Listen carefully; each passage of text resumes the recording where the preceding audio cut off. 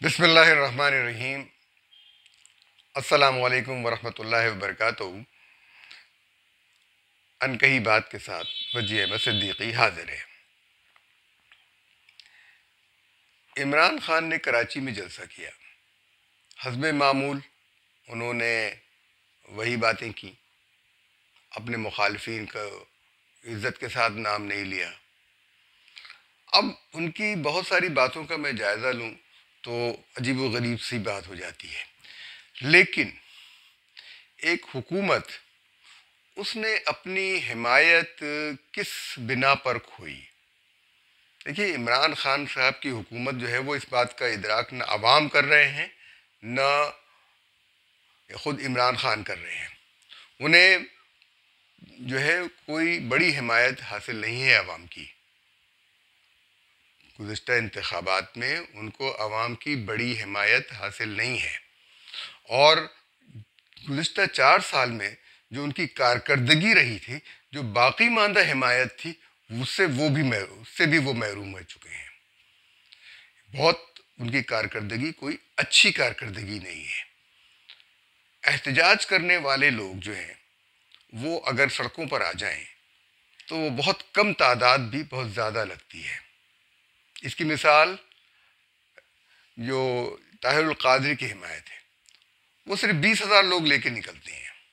انہوں نے 20,000 کا ایک مجمع اپنا تیار کر رکھا ہے، اور جہاں بھی جاتے ہیں وہ اس 20,000 کے مجمع کو وہ لے کر جاتے ہیں، اور 20,000 کی تعداد کہیں بھی کوئی کام خراب کرنے کے لیے کافی ہوتی ہے۔ یعنی 1,000 افراد بھی کافی ہوتے ہیں، چند 100 افراد کافی ہوتے ہیں کسی معاشرے کے اندر پریشانی پیدا کرنے کے لیے، غنڈہ گردی کرنے کے لیے۔ 2 آدمی ڈاکہ ڈالتے ہیں، پورے محلے میں جو ہے وہ سراسیمگی پھیل جاتی ہے، کس طریقے سے لوگ کچھ کام کرتے ہیں۔ تو یہ جو ہے عمران خان کی جو حکومت ہے، اس کو کبھی بھی عوامی حمایت حاصل نہیں رہی۔ ملک میں 2018 میں کل 10 کروڑ ووٹر تھے، 10 کروڑ چند لاکھ ووٹر تھے۔ ان ووٹروں میں سے تقریباً 50% نے ووٹ ڈالا۔ اس 50% کا 30% پی ٹی آئی نے حاصل کیا۔ 10 کروڑ اور تقریباً 1.25 کروڑ ووٹ انہوں نے لیے، 1,69,00,000 یہ کچھ۔ اور ان کے مقابلے میں پیپلز پارٹی اور نون لیگ کے اگر ووٹ ملائے جائیں تو وہ تقریباً 3 کروڑ کے قریب بنتے ہیں۔ تو وہ ووٹرز جو ہیں وہ ان کے وہ بنتے ہیں۔ تو 70% جو ووٹرز تھے انہوں نے پی ٹی آئی کے مخالفین کو ووٹ دیا۔ میں یہ نہیں کہتا کہ وہ نون لیگ کو ووٹ دیا یا پیپلز پارٹی کو ووٹ دیا، وہ سب کو پی ٹی آئی کے مخالفین کو ووٹ دیا۔ لیکن جو گیم تھا، اس گیم کے اندر یہ محض 30% لے کر پاس ہو گئے۔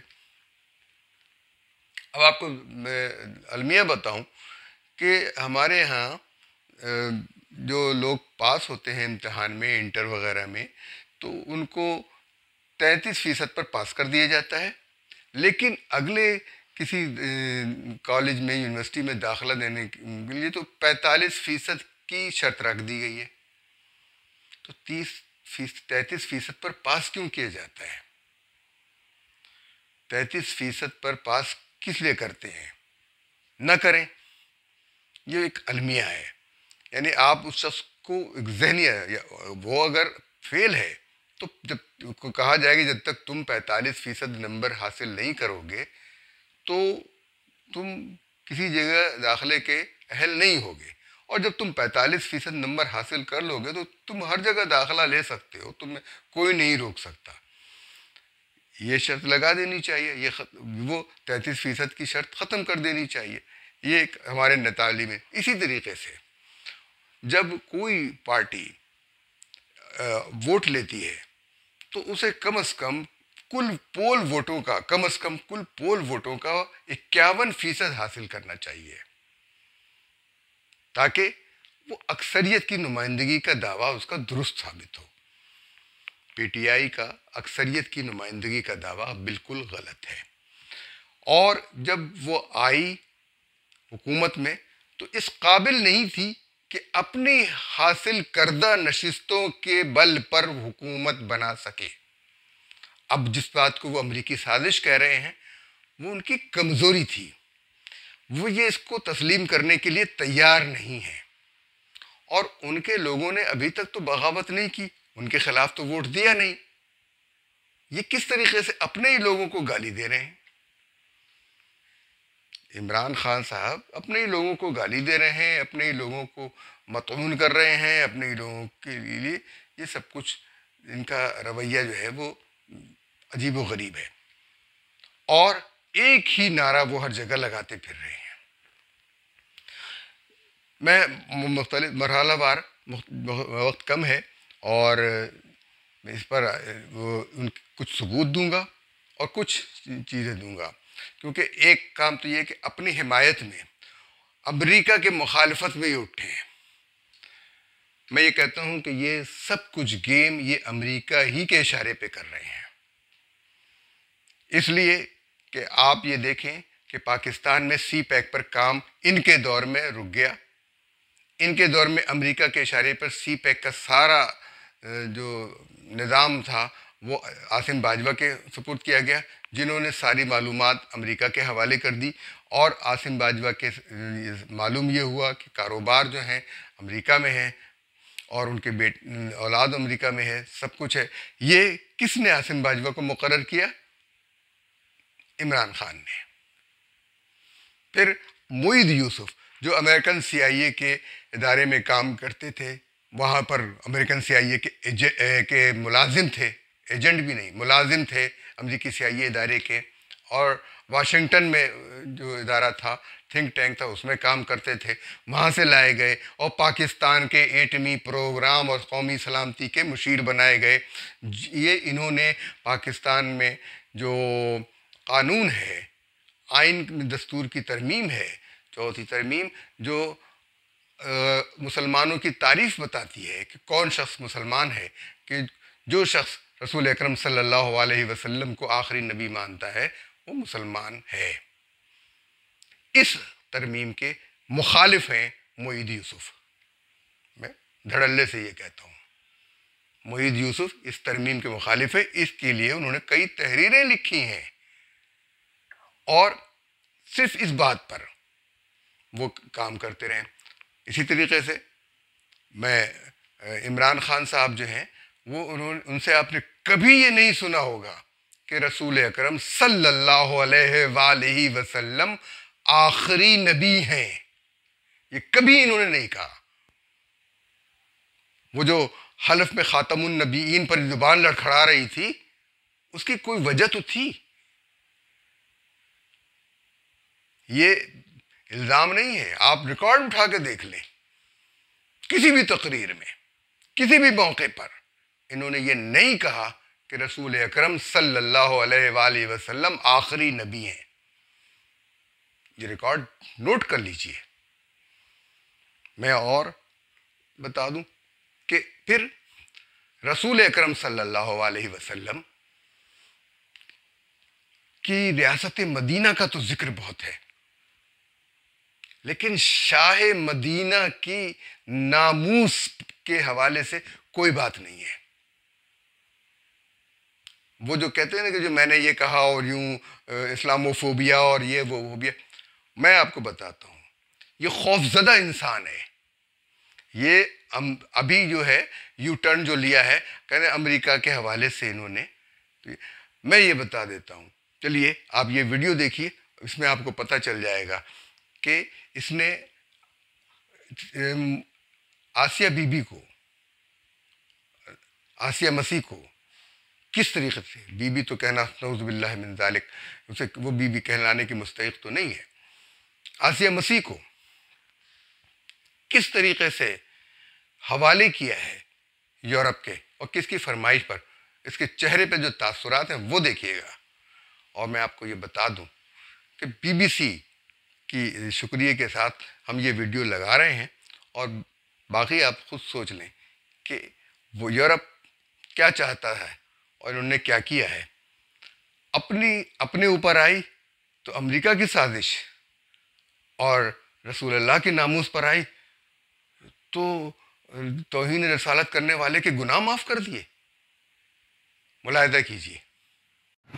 Last October, there was trouble in the streets right across Pakistan when the Supreme Court acquitted a Christian woman, Asia Bibi, who'd been sentenced to death for blaspheming against the Prophet Muhammad. Her acquittal was confirmed in January, and she's been offered asylum in Europe. And yet, she still hasn't been allowed to leave Pakistan. You will find that Asia will be leaving very soon. What are we talking about? Days, weeks? I think weeks. We're talking about weeks. Is that your decision to let her go? There's a little bit of a complication, and I can't speak on the media about it, but I can assure you she's safe and she will be leaving in weeks. Imran Khan hurries off. Following him, the officer carrying, I was told, the briefcase which holds Pakistan's nuclear codes. John Simpson, BBC News, Islamabad. جی دوسری، اب آپ نے ملاحظہ کیا کہ کس اعتماد اس کے ساتھ بی بی سی کے نمائندوں کو یقین دلا رہے ہیں اور کہہ رہے ہیں کہ کچھ باتیں ایسی ہیں جو اب میڈیا میں نہیں کہہ سکتا. واہ واہ، یہ ریاست مدینہ بنائیں گے جو شاہ مدینہ رسول اکرم صلی اللہ علیہ وسلم محبوب خدا کی ناموس کی حفاظت نہیں کر سکے اور مروا دیا، لوگوں کو شہید کروا دیا، اور ان لوگوں کو اور یہ حوالے کر دیا جو وہ جس کو سیشن کورٹ نے مجرم قرار دیا، ہائی کورٹ نے مجرم قرار دیا، اور ڈیم بنانے والے، ڈیم کے نام پہ چندہ اکٹھا کرنے والے، اربوں اور خربوں روپیہ جمع کرنے والے ثاقب نثار نے گناہ معاف کر کے یہ اللہ تعالیٰ کا عذاب نہ نازل نہ ہو تو پھر کیا ہوگا. اب آپ آئیے، اب آئین پاکستان جو ہے وہ کھٹک رہا ہے بہت سارے لوگوں کی نظر میں. کھٹکتا ہے اسی وجہ سے، اس لیے کہ اس کی جو شرائط ہے کہ اس کے اندر پہلی بات لکھی ہے کہ حاکمیت اعلیٰ اللہ تعالیٰ کے لیے ہے، اور کوئی قانون قرآن و سنت کے منافی نہیں بنے گا، یہ طے ہو گیا ہے. اور پھر یہ بھی کہ مسلمان کون ہے اس کی تعریف بھی طے ہو گئی ہے. دیکھیے سیدھی سی بات ہے، حضرت موسیٰ تک ماننے والے یہودی کہلاتے ہیں. حضرت موسیٰ پر ایمان لانے، وہ حضرت عیسیٰ پہ ایمان نہیں لائے، اس لیے وہ عیسائی نہیں ہیں، یہودی ہیں. اور جو حضرت عیسیٰ علیہ السلام پر ایمان لائے وہ حضرت موسیٰ پہ بھی ایمان لائے، پچھلے تمام پیغمبروں پر ایمان لائے، لیکن حضرت عیسیٰ پر ایمان لائے وہ عیسائی ہیں. وہ حضرت محمد مصطفیٰ صلی اللہ علیہ وسلم پر ایمان نہیں لائے، اس پر کوئی اعتراض نہیں ہے، وہ ایمان نہیں لائے، لیکن اپنے آپ کو وہ مسلمان نہیں کہتے، عیسائی کہتے ہیں. اسی طریقے سے دوسری طرف جو ہے وہ حضور صلی اللہ علیہ وسلم پر، آخری نبی پر ایمان لانے والے حضرت عیسیٰ پر بھی ایمان رکھتے ہیں، حضرت موسیٰ پر بھی ایمان رکھتے ہیں. تمام 1,24,000 پیغمبر یہ سوچ کر کہ اللہ تعالیٰ نے ان کو بھیجا ہے ان پر ایمان رکھتے ہیں. ان 1,24,000 پیغمبروں پر ایمان لانے والے اپنے آپ کو مسلمان کہتے ہیں، اور یہ کہتے ہیں کہ ہم رسول اکرم صلی اللہ علیہ وآلہ وسلم کو آخری نبی مانتے ہیں اور اس کے بعد کوئی نبی نہیں آئے گا. تو وہ لوگ جو ایک نبی پیدا کر لیتے ہیں اور پھر اس کے پر ایمان لانے کے بعد کہتے ہیں کہ ہم مسلمان ہیں، یہ کیسے ممکن ہے؟ وہ اپنے آپ کو اس نبی کے ساتھ منسوب کریں. دیکھیں نا، سکھ بھی اس کے بعد، سکھ مذہب بھی اس کے بعد آیا، بہائی مذہب بھی آیا، بہائی بھی اپنے آپ کو مسلمان نہیں کہتے، سکھ بھی اپنے آپ کو مسلمان نہیں کہتے. اب کوئی کس پر اعتراض نہیں کرتا، تم کوئی بھی مذہب بناؤ اور اس کے پر عمل کرو، لیکن اپنے آپ کو مسلمان تو نہ کہو. یعنی سکھوں کی گرنتھ صاحب میں قرآن کی آیات شامل ہیں، ان کو لیا گیا ہے، لیکن اس طرح وہ مسلمان نہیں ہو جاتے.